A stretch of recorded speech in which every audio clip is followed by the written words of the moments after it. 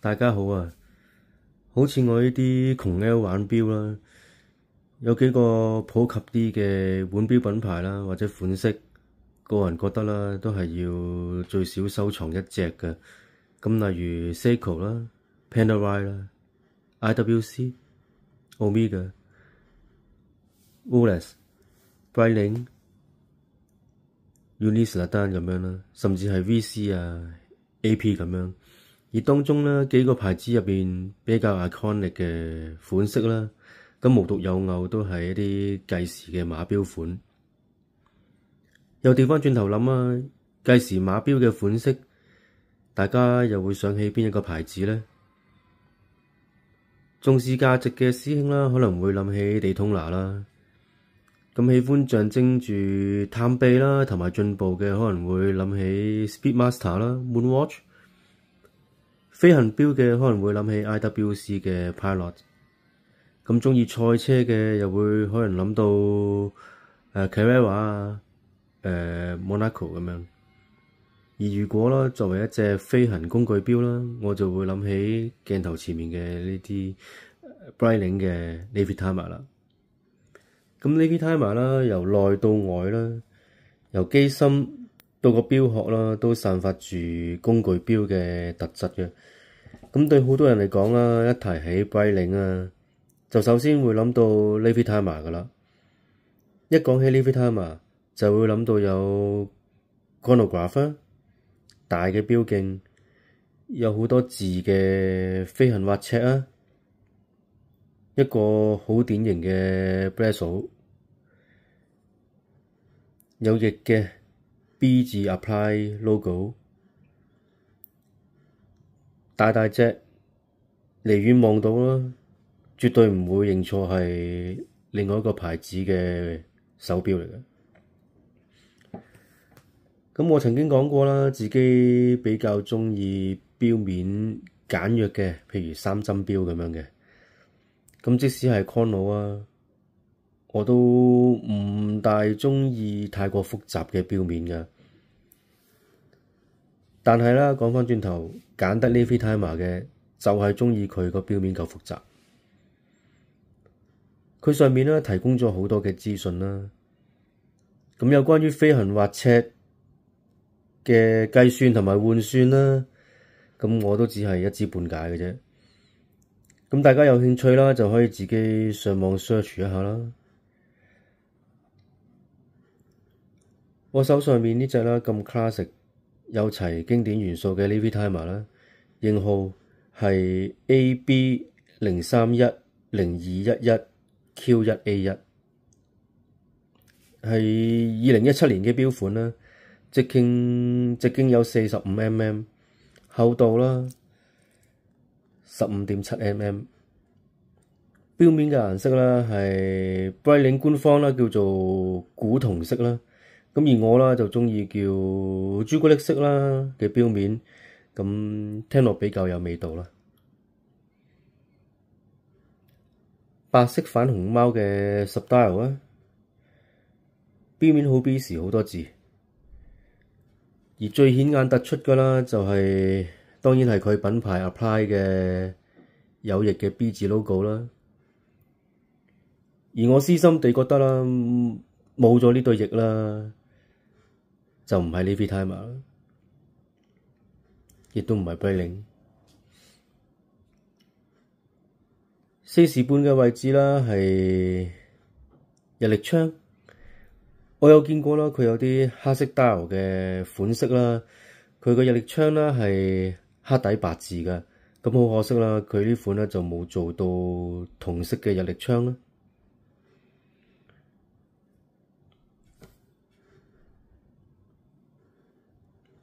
Chapter Ring 嘅內圈啦係 tachymeter 啦，而 Chapter Ring 外圈啦加埋白色嘅 bezel，就係飛行滑尺啦，英文係 slide rule， 因為係滑尺啦，唔使 lock 嘅，所以 bezel 係雙向冇 click 嘅設計啦。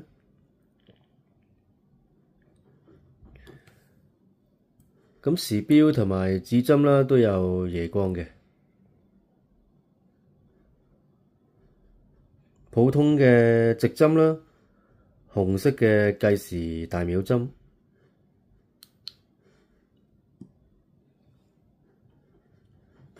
咁Navy Timer啦係一款啦，我期待佢係密底嘅錶款嚟㗎。雖然欣賞唔到佢 Breitling 自家嘅 B03機芯，但係啦，作為一隻工具錶啦，Breitling唔會浪費佢底蓋嘅空間嘅。咁例如呢隻啦，就係有攝氏華氏嘅轉換尺啊，中間有返個飛翼嘅 logo。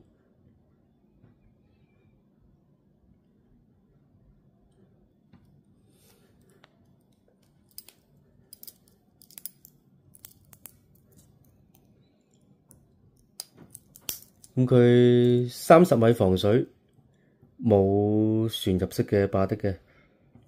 咁錶冠啦，有個 B 字嘅 logo 咯。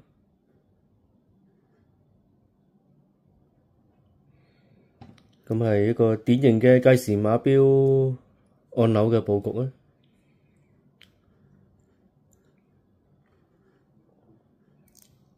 Navy Timer 呢個經典嘅款式啦，無論配上皮帶啦或者鏈帶啦，都係咁好睇嘅。咁因為佢啦，錶帶都係冇快拆嘅功能嘅，所以我咧就揀咗鏈帶嘅款式，咁比較適合香港嘅天氣去佩戴啦。咁我心目中啦，Breitling 啦有兩款好 signature 嘅鏈帶款嘅，咁一種咧就係 Chronomat 嘅子彈帶啦，之後咧就係Navy Timer 呢款七版帶啦，你係唔會認錯佢係另一個牌子嘅錶帶嘅。直嘅七格錶帶上面啦，格與格之間有斜紋嘅 cutting 啦。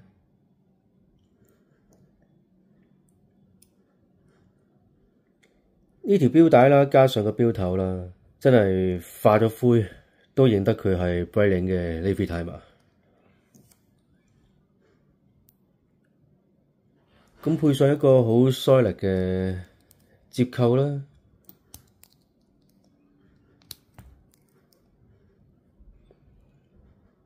好厚嘅，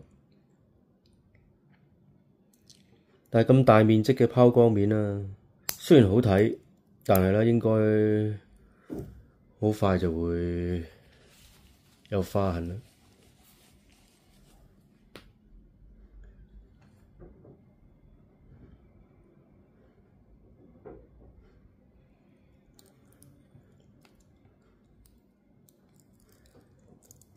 咁剛才提到啦，呢隻 Navy Timer 啦係用上 Breitling 自家嘅 B03機芯，係啊冇錯，唔係 B01，唔係 B09，而係 B03。眼利嘅朋友啦會發現，雖然都係普通嘅計時碼錶嘅佈局啦，但係個錶冠啦都好似同一般嘅有啲分別咁樣喎，多咗粒掣，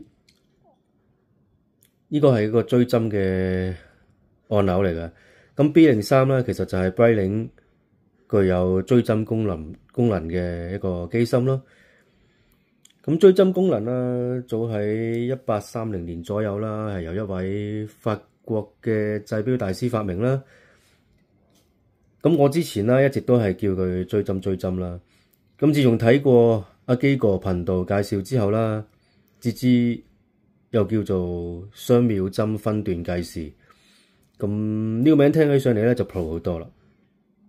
英文啦就叫 Split Second Chronograph 或者係 Double Chronograph。咁除咗公認嘅鐘錶三大複雜功能之外啦，咁好多腕錶嘅愛好者啦都形容追針功能啦其實係第四大嘅複雜功能。有興趣嘅話啦，亦都可以上網 search 下啦，就有一大堆嘅歷史同埋資料噶啦。咁我戴上手，再一齊玩下個追針功能啦。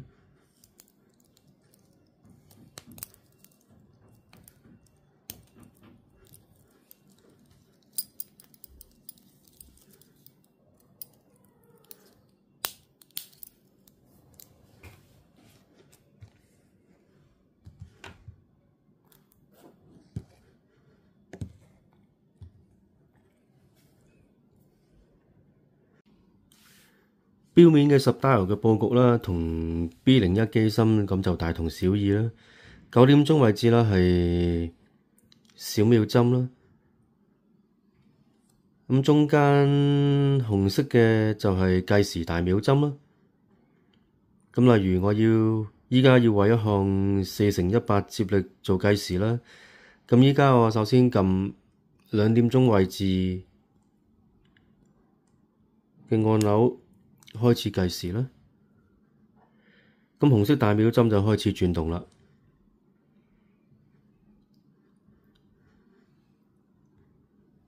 咁我大概180mm 嘅手腕上面啦，帶住45mm 直徑嘅 Levitimer 啦，都算係駕馭到嘅。咁45mm 直徑嘅腕錶啦，係我依家擁有最大直徑嘅錶啦。雖然依家啦潮流話興返細錶，但係有啲錶款啦，好似 Panerai 咁樣係要大隻至係 Panerai 嘅。Levitimer 都一樣啦，係要大隻至有味道。咁我有個啦，淨係識 Daytona 同埋 Rolex 嘅朋友啦，咁見到我戴住呢隻 Levitimer 就問我啦：喂，呢隻咩錶嚟㗎？咁大隻好 man 喎，上面個 logo 啦，嗰對翼啦，好型喎。係啊，冇錯，呢個啦就係我戴住呢隻錶想俾到人嘅感覺咯。嗱好啦，咁依家啦4×100第一盤完成咗啦，咁我啦就撳錶冠上面呢個追針掣，咁支紅針啦，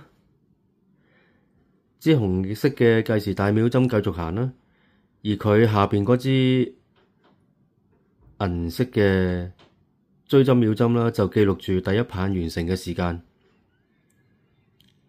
針尾啦，亦都分開咗，成為一個B logo 同埋一個船錨咁樣嘅圖案。咁支紅色嘅秒針啦，繼續計緊第二盤嘅時間咯。咁當我咪咪摸摸記錄低第一盤完成嘅時間之後啦，我再撳一次錶冠上面嗰個追針掣，支銀色針啦就會追返支紅色大秒針再一齊行。嗱，咁趁住第二盤仲跑緊啦，剛才我哋睇完錶面啦，依家講下錶帶。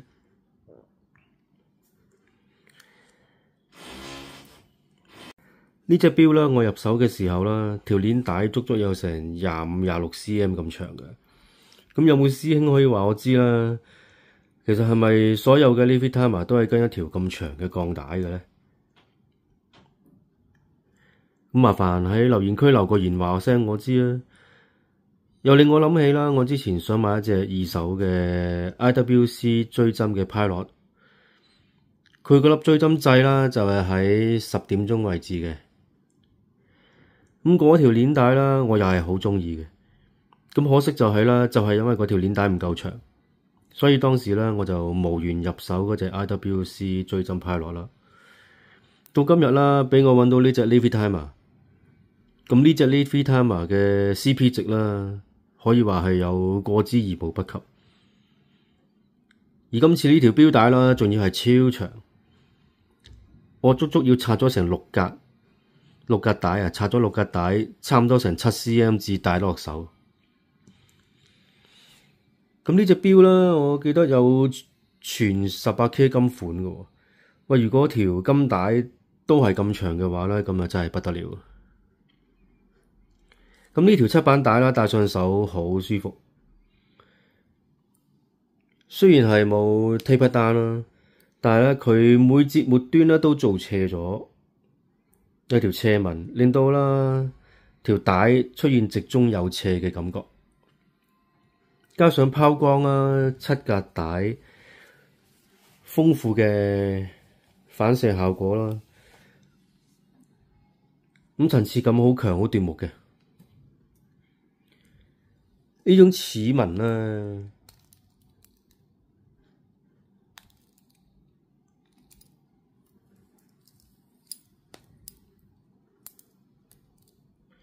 望落去啦，有啲似電鬚刨剃刀嗰啲部分咁樣，又似啦扶手電梯嗰塊梯級板咁樣，有種啦會咬人嘅感覺。不過啦，當然其實佢係好順滑，唔會戒手嘅。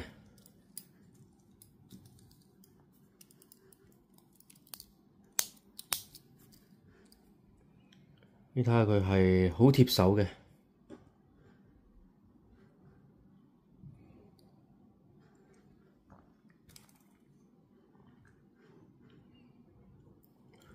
咁呢條錶帶啦，唯一嘅缺點啦，就係改長度嘅時候啦，都幾煩。齋講啦，好難形容嘅。咁我改帶嘅時候啦，都拍咗條片。咁遲啲稍後啦，會放埋上嚟同大家分享一下。咁如果你要改短一格嘅話啦，要鬆成4口螺絲，咁要俾啲耐性。咁好啦，到依家第2棒完成啦。咁我啦又撳下錶冠上面嘅依粒追針掣啦，支紅色計時大秒針啦，亦都係繼續跟住第3棒行啦。而銀色嗰支秒針啦，就停留咗喺第2棒完成嘅時間啦。咁我又可以慢慢咁樣將佢記錄低，如此類推啦。我就可以記錄低4×100每一棒完成嘅時間啦，同埋佢最終嘅完成時間咯。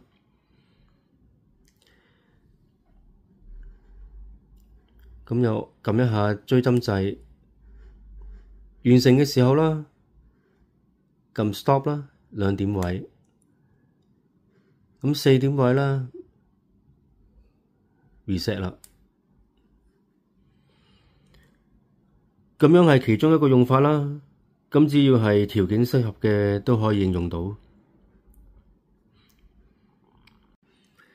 咁喺使用上啦，除咗要留意係30米嘅防水之外啦，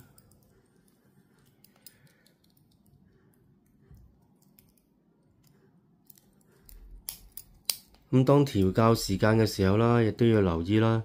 咁佢係冇旋轉嘅外圈啦，咁要調校時間啦，淨係掹起個錶冠，咁撳翻入去嘅時候啦，你又唔驚撳到個追針掣喎，可以成個咁撳入去嘅，係啦。咁佢上面嗰隻上鏈嗰隻聲啦，亦都其實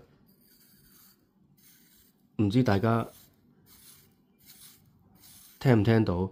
咁我就唔係咁鍾意呢隻上鏈手感同聲音嘅。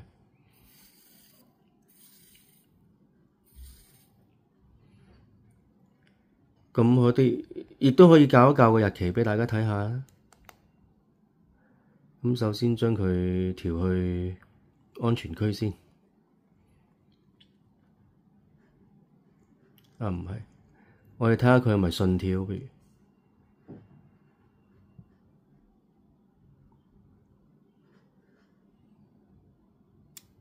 如見到啦，嚓一聲由1跳去2，咁佢係一個順跳嘅日期嚟嘅。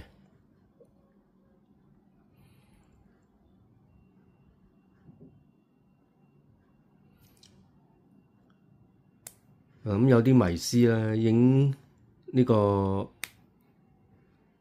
追針啦，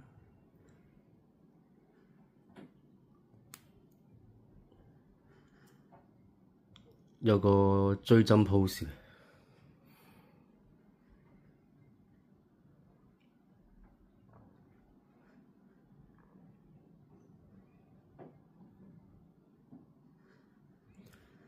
咁總結嚟講啦，呢隻錶係一隻好 Levitima 嘅 Breitling，加上佢特別嘅朱古力反紅貓 dial，